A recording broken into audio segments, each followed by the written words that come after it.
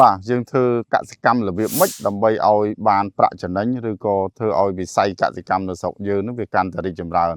ធ្វើកសិកម្មកាន់តែយូរកាន់តែមានបទពិសោធន៍កាន់តែមានប្រាក់ចំណេញបើចង់ដឹងច្បាស់សូមតាមដានเพจរបស់ហូយយុននិងเพจរបស់ខ្ញុំបាទផ្ទាល់ខ្ញុំជូនជាចំណុច3ដើម្បីដល់ពុកម៉ែបងប្អូនទាំងអស់គ្នាដែលកំពុងតែធ្វើលើវិស័យកសិកម្មមិនថាធ្វើបន្លែមិនថាធ្វើដំណាំអីផ្សេងដែលយើងកំពុងតែធ្វើនឹងទេគឺការពិតទៅពួកខ្ញុំព្យាយាមយកបទពិសោធន៍ដែលពួកយើងបានឆ្លងកាត់ដើម្បីយកមកចែករំលែកទៅដល់លើកទឹកចិត្តទៅដល់អ្នកដែលកំពុងតែធ្វើលើវិស័យកសិកម្មហ្នឹងឲ្យគាត់កុំឲ្យបាក់ទឹកចិត្តហើយកុំឲ្យគាត់ខាតបាទអានេះគឺជាចំណុចសំខាន់ដែលខ្ញុំចង់ចែករំលែកលើវីដេអូហ្នឹងបាទចំណុចទី1អ្វីដែលខ្ញុំចង់ឃើញហើយជាបទពិសោធន៍ពួកខ្ញុំដែលខ្ញុំធ្វើបានហ្នឹងគឺពាក់ព័ន្ធជាមួយនឹងការរៀនបាទអញ្ចឹងការរៀនទាំងអស់នេះមិនថានៅលើសភៅមិនថានៅលើតាមតំបន់ឬក៏ប្រភេទដំណាំឬក៏ប្រភេទមុខរបរកសិកម្មដែលយើងកំពុងតែធ្វើនឹងទេបើសិនជាបងប្អូនកំពុងតែដាំប៉េងប៉ោះបងប្អូនទៅចាប់រោមើលអ្នកដែលកំពុងតែដាំប៉េងប៉ោះហ្នឹងទៅបាទអញ្ចឹងទៅឲ្យបានច្រើនកន្លែងឲ្យបានច្រើនតំបន់មែនទែនបាទធ្វើរបៀបអញ្ចឹងបងប្អូនមានទាំងទិសស្ដីមានទាំងអនុវត្តការអនុវត្តហើយបូកជាមួយនឹងតិចនិចបន្តិចដែលគាត់ធ្វើបានខុសពីយើងហ្នឹងហើយយកមកច្របាច់ចូលគ្នាដើម្បីឲ្យទទួលបានផលបាទអញ្ចឹងពេលដែលបងប្អូនទៅដល់ទីតាំងមួយខ្ញុំជឿជាក់ថាបច្ចុប្បន្នគឺជាការចែករំលែកគ្នាទៅវិញទៅមកខ្ញុំជឿថាបងប្អូននឹងបានរៀនបានច្រើន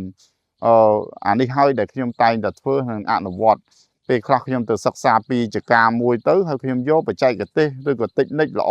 របស់បច្ចេកមួយហ្នឹងយកទៅប្រាប់ចការមួយទៀតហើយចការមួយទៀតដែលគាត់កំពុងតែមានបញ្ហាយើងដោះស្រាយបញ្ហាគាត់ទៅគឺយើងយកទៅកន្លែងមួយទៀតទៅ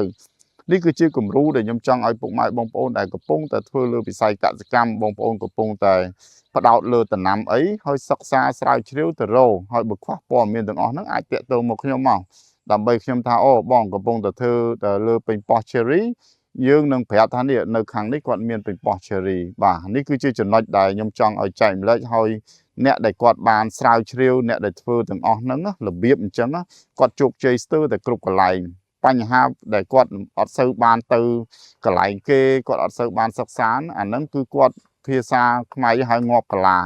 ដឹងតែមួយរឿងទេហើយអាហ្នឹងគឺជាបញ្ហាបាទចំណុចទី2គឺពាក់ព័ន្ធជាមួយនឹងទីផ្សារអញ្ចឹងទីផ្សារបងប្អូនបើបងប្អូន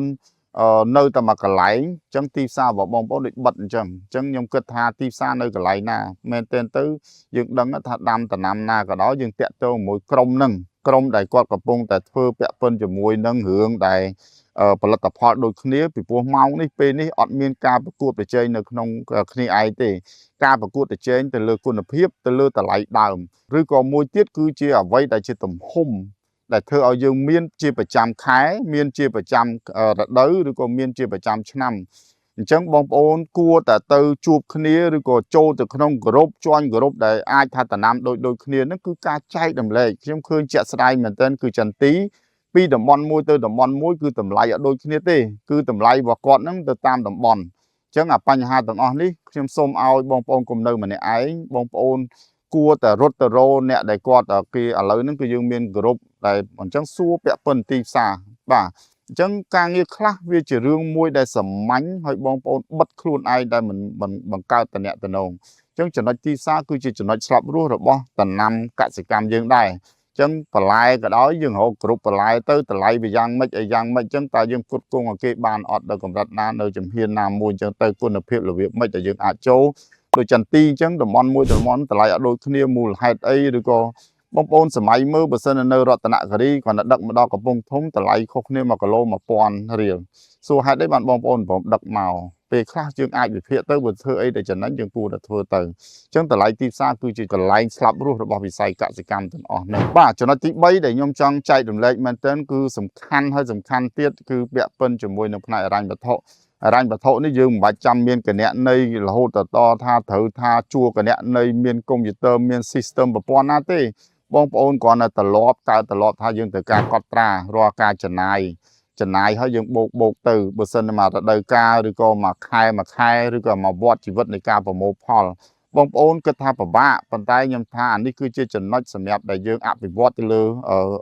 មុខរបរទាំងអស់ហ្នឹងដើម្បីឲ្យដឹងចំណេញខាតឬក៏គួរតែវិនិយោគអីបន្ថែម អញ្ចឹងគឺចំណេញខាតយើងនឹងដឹងតែម្ដងកុំឲ្យស្មានអ្នកដែលធ្វើកសិកម្មដែលធ្វើទៅចេះទៅមុខទៅក្រោយជាទៅគាត់ខ្វះការកត់ត្រាហើយគាត់ទាំងអស់ហ្នឹងអត់មានស្អីទេខ្ញុំគិតថាបើសិនជាយើងធ្វើសាមញ្ញសុំយកប៊ិចយកសភៅអង្គុយកត់ជាប្រចាំទៅលើសខ្វះតិចតួចប៉ុន្តែយើងអាចមកវិភាគបានឬក៏ឈានទៅដល់សម្រាប់អ្នកដែលគាត់មានចការធំអាចប្រើប្រព័ន្ធអីដើម្បីទៅជួយទៀតក៏កាន់តែប្រសើរអញ្ចឹងចំណុចដែលទាំងអស់ហ្នឹងដែលធ្វើឲ្យយើងហ្នឹងអាចដឹងថាតើយើងគួរបន្តមុខរបរហ្នឹងទៀតទេឬក៏យើងមិនបន្តបាទព្រោះម៉ោងនេះពេលនេះអត់មានអង្គុយចាំថា10 20ឆ្នាំទៅមុខទៀតបានវាចេះមួយចុះពីរខ្ញុំគិតថាអត់ទេអញ្ចឹងបងប្អូនធ្វើវិស័យកសិកម្មមាន3ចំណុចទាំងអស់ហ្នឹងបងប្អូននឹងអាចជៀសផុតពីបញ្ហាដែលប្រឈមហើយបងប្អូននឹងអាចទទួលនៅស្អីដែលទៅមុខរួចឬក៏គេហៅថាមានប្រាក់ចំណេញហើយយើងអាចផ្លាស់ប្ដូរក្នុងករណីដែលវាទៅមុខរួចអញ្ចឹងវីដេអូនេះគឺខ្ញុំចង់ចែកម្លែកទៅដល់ពុកម៉ែបងប្អូនដែលធ្វើវិស័យកសិកម្មសូមគិតគូរទៅ3ចំណុចហ្នឹងទៅហើយបងប្អូននឹងធ្វើការផ្លាស់ប្ដូរ